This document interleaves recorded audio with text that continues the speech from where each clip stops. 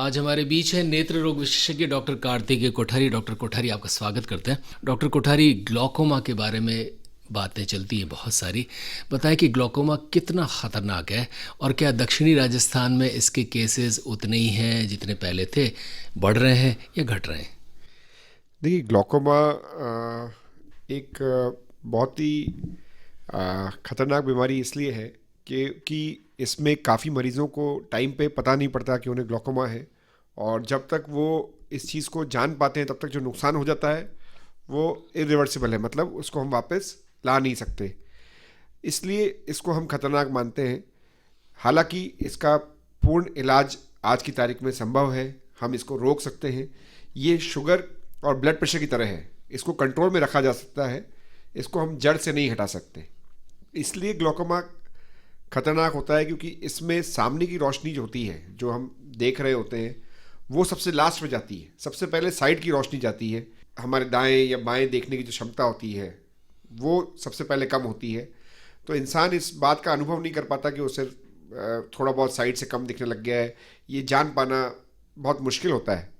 और मोस्टली बीमारी जब मरीज़ कुछ दूसरी तकलीफ़ों के कारण अस्पताल में आते हैं और हम उन्हें देखते हैं तो हम उन्हें बताते हैं कि ऐसे लक्षण आपकी आंख में देखने पर लग रहे हैं और हमें इसके लिए जांच करनी चाहिए, और जांच से ही हमें पता पड़ेगा कि ये चीज़ ग्लूकोमा आपकी, या काला पानी इसको हम हिंदी में बोलते हैं, वो बीमारी आपकी आंखों में है या नहीं है। और अगर जो टेस्ट करने पर जो मरीज़ पॉजिटिव आते हैं उनमें फिर हम दवाई चालू करते हैं। तो अगर मरीज़ टाइमली अर्ली स्टेज में डायग्नोज हो जाता है तो उसकी रोशनी में कुछ भी नुकसान नहीं होता, और ज़िंदगी भर सिर्फ 1 या 2 ड्रॉप्स डालने से वो रोशनी पूरी उसकी मेंटेन भी रहती है। कई बार मरीज़ काफ़ी लेट आते हैं या लापरवाही कर जाते हैं, चीज़ों को इग्नोर कर जाते हैं, तो ये बीमारी काफ़ी घातक हो जाती है क्योंकि इसमें जो रोशनी एक बार चली जाती है वो वापस नहीं आती। डॉक्टर कोठारी, थोड़ा सा ये भी बताएं कि क्या दक्षिणी राजस्थान में ग्लूकोमा के या काला पानी के मरीज़ ज़्यादा हैं, बढ़ रहे हैं या घट रहे हैं? नहीं, ग्लूकोमा के मरीज़ पूरे भारत में हैं, और बेसिकली ये बीमारी वंशानुगत होती है और जिसको हम जेनेटिक बोलते हैं। मोस्टली इसका जेनेटिक प्रीडिस्पोजिशन ज़्यादा होता है। तो इस बीमारी की नंबर ऑफ़ पेशेंट्स, मतलब मरीज़ों की संख्या इसलिए बढ़ रही है क्योंकि हमारी पॉपुलेशन बढ़ रही है। तो कुल मिला के ये कहा जाता है कि ग्लूकोमा 1% पॉपुलेशन में होता है, हर 100 में से एक मरीज़ ग्लूकोमा का निकल सकता है। तो ये बहुत कॉमन भी नहीं है, पर ये बहुत अनकॉमन भी नहीं है। क्या आदिवासी अंचल में, क्योंकि वहाँ तो बहुत लोगों को पता ही नहीं होता कि रोशनी किस लिए गई है या कम हो रही है, वहाँ काला पानी के मरीज़ हैं, ज़्यादा हैं या कम हैं? नहीं, ये यूनिफॉर्मली डिस्ट्रीब्यूटेड है, हर जगह समान तरीके से इसका डिस्ट्रीब्यूशन है हिंदुस्तान में। और बिल्कुल काला पानी की बीमारी हर गांव और कस्बे में लोगों को होती है, पर कई बार लोग इसे पता नहीं कर पाते, या कई बार लोग सोचते हैं कि हमें मोतियाबिंद है इसलिए हमारी रोशनी कम हो रही है, हम करवा लेंगे, ऑपरेशन करवा लेंगे। ये सोच सोच के जब तक वो अस्पताल पहुंचते हैं तो उनकी रोशनी में काफ़ी नुकसान हो जाता है। कई बार ऐसे मरीज़ हम जब कैंप्स लगाते हैं रूरल एरियाज़ के अंदर, उनमें आते हैं हमारे सामने कि हमें कम दिख रहा है, एक आंख बिल्कुल बंद हो चुकी होती है, दूसरी आंख में जब कम दिखने लगता है तब उन्हें रियलाइज़ होता है कि उन्हें एक आंख से कम दिखता है। तो जब उन्हें जांच करते हैं तो ऑलरेडी चीज़ें इतनी एडवांस हो चुकी होती हैं कि कई बार सब कुछ करने के बाद भी कई बार रोशनी को बचा पाना मुश्किल हो जाता है, क्योंकि प्रेशर इतना ज़्यादा हो जाता है आँख का कि मैक्सिमम दवाई सर्जरी करने के बाद भी कई बार प्रेशर कंट्रोल में नहीं आता। तो अब बेसिकली कैंप्स के माध्यम से, जो मोतियाबिंद के लिए कैंप लगते हैं या जो स्कूलों में बच्चों में स्क्रीनिंग होती है, उनसे काफ़ी हद तक कई बार कुछ चीज़ें पकड़ में आ जाती हैं। फिर भी हमारे जो देश में इतने पेरिफेरल एरियाज़ हैं, गांव कस्बे हैं, हर जगह अभी भी हमारी सुविधाएं उपलब्ध नहीं हो पाती है, या डॉक्टरों की फैसिलिटी वहाँ अवेलेबल नहीं हो पाती है, या वो मरीज़ भी खुद अस्पताल आने जैसे नहीं होते, वो खुद चल के, या उन्हें इतनी समझ नहीं होती कि वो खुद अस्पताल आए रूटीन चेकअप के लिए, जांच के लिए। तो इस कारण से काफ़ी लोग जिनकी रोशनी हम बचा सकते हैं वो उनकी रोशनी में नुकसान हो जाता है। डॉक्टर कार्तिकेय कोठारी, थोड़ा सा उम्र के बारे में भी बात करते हैं। क्या अर्ली डिटेक्शन, यानी किसी बच्चे में, या 10 साल के बच्चे में या 15 साल के बच्चे में या किसी किशोर में भी इसका डिटेक्शन हो सकता है कि इसमें काले पानी के संकेत हैं, या इसका कुछ उम्र से लेना देना है, यह व्यक्ति 40 के पार होगा या 45 के बाहर होगा या 50 के बाहर होगा, तभी पता चलेगा कि इसे काला पानी है या हो सकता है? जी, काला पानी की बीमारी किसी भी उम्र में संभव है, बट मोस्टली सबसे ज़्यादा कॉमन 40 साल के बाद ये बीमारी पाई जाती है। बट छोटी उम्र में, यंग एज में, इवन जब बच्चे पैदा होते हैं तो भी कई बार वो ग्लूकोमा के साथ पैदा होते हैं, उस बीमारी के साथ पैदा होते हैं। इस बीमारी को, उसको हम कंजेनाइटल ग्लूकोमा बोलते हैं। और इसका एक लक्षण ये भी होता है कि इसमें आँखों का प्रेशर बढ़ जाता है, आँख का प्रेशर बढ़ जाता है। तो कई बार आँख की बच्चों में साइज़ जो होती है, वो बच्चे जब पैदा होते हैं तो एक आँख की साइज़ काफ़ी बड़ी होती है, तो वो इटसेल्फ एक साइन है कि हाँ, इस बच्चे को ग्लूकोमा हो सकता है। और टाइमली ट्रीटमेंट करने पर उन बच्चों की ज्योति भी हम बचा सकते हैं। यूजुअली हम ये इसलिए बोलते हैं कि सबसे ज़्यादा कॉमन ग्लूकोमा 40 साल के बाद है, इसलिए ये कहा जाता है कि 40 साल के बाद हर व्यक्ति को अपनी साल में एक बार या 1.5 साल 2 साल में एक बार रूटीन चेकअप कराना चाहिए। दूसरी चीज़, जिनके परिवार में ग्लूकोमा है, जिनके पेरेंट्स को है या उनके भाई को है या उनके बहन को है, उनको तो रेगुलर साल में 40 के बाद तो साल में एक बार जाँच करानी चाहिए, क्योंकि ये परिवार में भी चलता है। तो हेरिटरी या जेनेटिक प्रीडिस्पोजिशन इसमें काफ़ी इन्वॉल्व रहता है। तो साल में 40 ईयर्स के बाद हम रिकमेंड करते हैं कि आपको साल में एक बार चेकअप कराना चाहिए। प्रेशर, इस शब्द का आपने इस्तेमाल किया। ये आँखों का प्रेशर बढ़ जाता है, बताएं कि कोई व्यक्ति खुद भी पता लगा सकता है कि उसकी आँखों में अब ये प्रेशर बढ़ गया है, यानी उसे ग्लूकोमा हो सकता है? यानी आँखों में कोई दर्द हो या पुतलियों में दर्द हो या किसी किस्म का ऐसा शारीरिक संकेत भी आँखों के ज़रिए व्यक्ति को मिलता है? देखिए, ग्लूकोमा में जैसे हमारे शरीर का ब्लड का प्रेशर होता है, वैसे ही आँख का भी प्रेशर होता है। आँख एक गेंद की तरह होती है और उसका माप, प्रेशर जो होता है वो 10 से 21 मिलीमीटर ऑफ मरकरी के बीच में होना चाहिए। पर कई बार जब प्रेशर बढ़ता है तो थोड़े प्रेशर बढ़ने से कई बार मरीजों को कोई भी लक्षण नहीं होते, उन्हें कोई भी चीज़ महसूस नहीं होती। हाँ, कुछ मरीजों में उन्हें ये अनुभव होता है कि मेरे को भारीपन रहता है आँख में या दर्द होता है। पर जब प्रेशर 40-45 के ऊपर चला जाता है तो मरीज़ को दर्द होना, कई बार आँखों में पानी आना, लाल होना की समस्या रह सकती है और मरीज़ इस समस्या के साथ भी अस्पताल आते हैं। या उन्हें कई बार ज़्यादा प्रेशर में धुंधलापन होने लग जाता है, क्योंकि जब प्रेशर बढ़ता है तो हमारी जो काली की होती है वो सूज जाती है, उसमें पानी भर जाता है, तो हमारी रोशनी में धुंधलापन आने लग जाता है। तो कभी भी इसके लक्षण में लालपन आना, पानी आना, भारीपन होना, दर्द होना या धुंधला दिखना, ये सब इसके लक्षण हैं। पर कई बार ये बिना किसी लक्षण के भी बीमारी चलती रहती है, बढ़ती रहती है, क्योंकि सबसे अर्ली सिम्टम जो रहता है वो रहता है कि हमारी साइड की रोशनी जाती है। आज हम जब भी देखते हैं तो हमें पूरा एक नज़र का घेरा दिखता है। हम सामने देख रहे होते हैं तभी हमें राइट, लेफ़्ट, ऊपर नीचे हमें चीज़ें दिख रही होती हैं, वो घेरा सिकुड़ने लग जाता है। तो यह अर्ली स्टेज में समझ पाना, जान पाना कि कोई साइड से कुछ हिस्सा कम हो गया है, ये यूजुअली संभव नहीं हो पाता, क्योंकि ये कभी भी दोनों आँखों में बराबर लेवल पे प्रोग्रेस नहीं करता है। और दूसरी आँख, एक आँख को थोड़ा बहुत कंपनसेट भी करती है।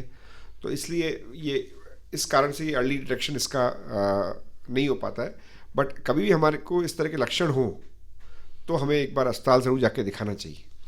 डॉक्टर कार्तिकेय कोठारी, हमारी नज़र, पास की नज़र, दूर की नज़र, जिसके लिए हम चश्मे लगाते हैं, नज़र का कम होना या उसमें फ़र्क आना, ये भी क्या काला पानी या ग्लूकोमा का लक्षण होता है? देखिए, काला पानी की बीमारी में नज़र कम होती है। सबसे पहले साइड की, धीरे धीरे सामने की रोशनी भी कम होने लग जाती है, और फिर इसमें कंप्लीट ब्लाइंडनेस, मतलब पूर्ण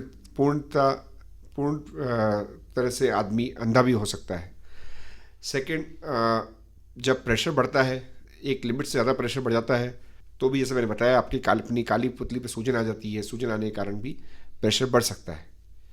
तीसरा, ये जो हम बात कर रहे हैं, ग्लूकोमा भी दो तरीके से होता है। एक होता है प्राइमरी ग्लूकोमा, एक सेकेंडरी ग्लूकोमा। ये जो मैंने अभी तक आपको सब बताया, ये प्राइमरी ग्लूकोमा के लक्षण हैं और उसके बारे में सारी जानकारी है। सेकेंडरी ग्लूकोमा मतलब होता है कि किसी और बीमारी के कारण या किसी और कारण से प्रेशर बढ़ने लग जाए, तो उस समय उस बीमारी का इलाज करने पर वो ग्लूकोमा ठीक भी हो जाता है। बट जो प्राइमरी ग्लूकोमा होता है वो डायबिटीज़ और ब्लड प्रेशर की तरह होता है। उसे मेंटेन रखना पड़ता है, उसे हम कंप्लीटली इरेडिकेट नहीं कर सकते। भली एक काला पानी या ग्लूकोमा के लिए ऑपरेशन भी होता है, जिसको हम ट्रेबेक्लेक्टमी कहते हैं। कई बार जब प्रेशर दवाइयों से कंट्रोल नहीं होता तो हम ऑपरेशन से कंट्रोल कर लेते हैं, और एक बार ऑपरेशन से कंट्रोल करने के बाद अगर पेशेंट का प्रेशर नॉर्मल रहता है तो हम दवाइयाँ बंद कर सकते हैं। लेकिन फिर भी उस मरीज़ को रेगुलर फॉलोअप पे रखना ज़रूरी होता है, रेगुलर उसके टेस्ट करना ज़रूरी होता है, क्योंकि कई बार ये बीमारी नॉर्मल प्रेशर पे भी बढ़ती है।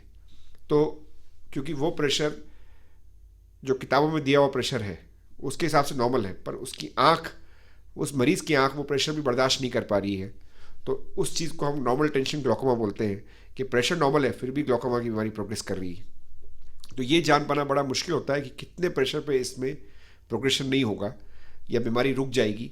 उसके लिए भी हमें 6 महीने, साल भर में एक बार टेस्ट करने पड़ते हैं, जो ये बताते हैं कि हमारे नज़र का घेरा स्थिर है कि नहीं, नस और पतली तो नहीं हो रही है, नुकसान और बढ़ तो नहीं रहा है। डॉक्टर कोठारी, सर्जरी जैसे मोतिया बिंदिया, बहुत सारे जो आँखों के रोग हैं उसमें सर्जरी एक इलाज भी होता है, उपाय भी होता है। क्या ग्लूकोमा में सर्जरी कोई इलाज या उपाय है, या इसका कोई भी सर्जरी से इलाज नहीं होता? नहीं, ग्लूकोमा का सर्जरी से इलाज है।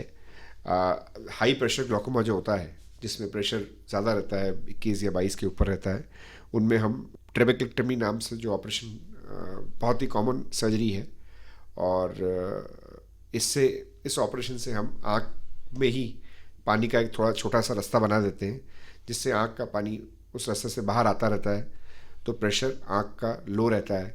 इस ऑपरेशन करने के बाद कई बार काफ़ी मरीज़ों को दवाइयों की ज़रूरत नहीं पड़ती है।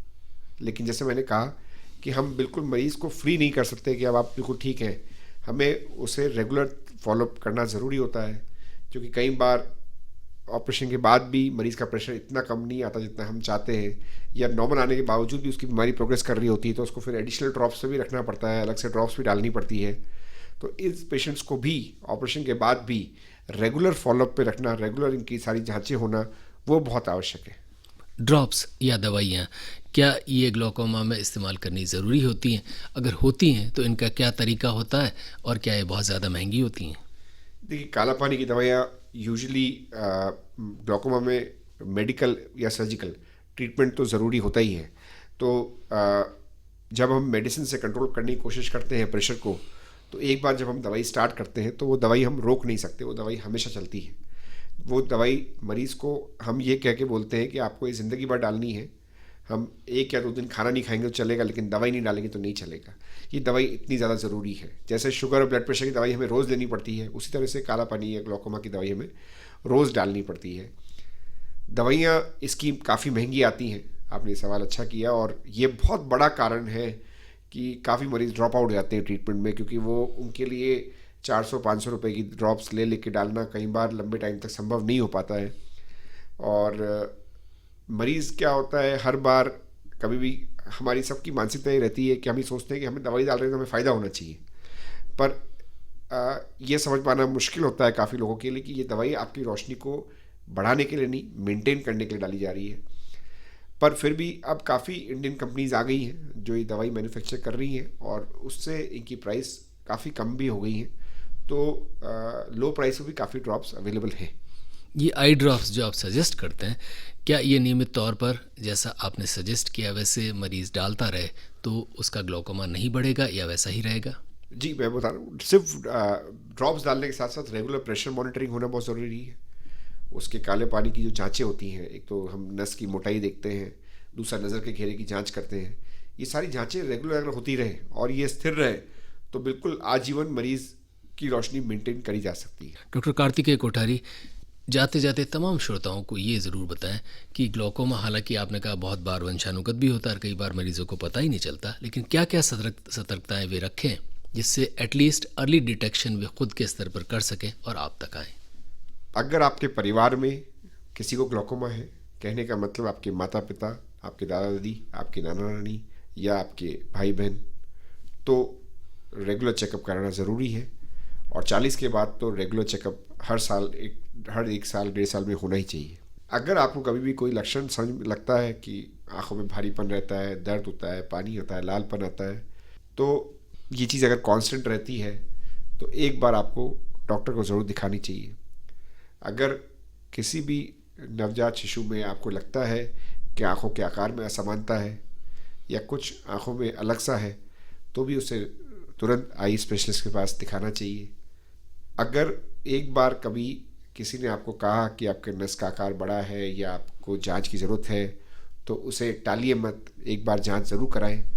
और उसके बाद भी अगर वो जांच रिपोर्ट नॉर्मल भी आती है, तो भी साल भर बाद, 1.5 साल बाद उस चीज़ को अपने माइंड में ज़रूर रखें कि ऐसा कुछ है और मुझे रेगुलर टेस्ट करवाना है, तो साल, 1.5 साल, 2 साल में एक बार जांच ज़रूर करवाएं।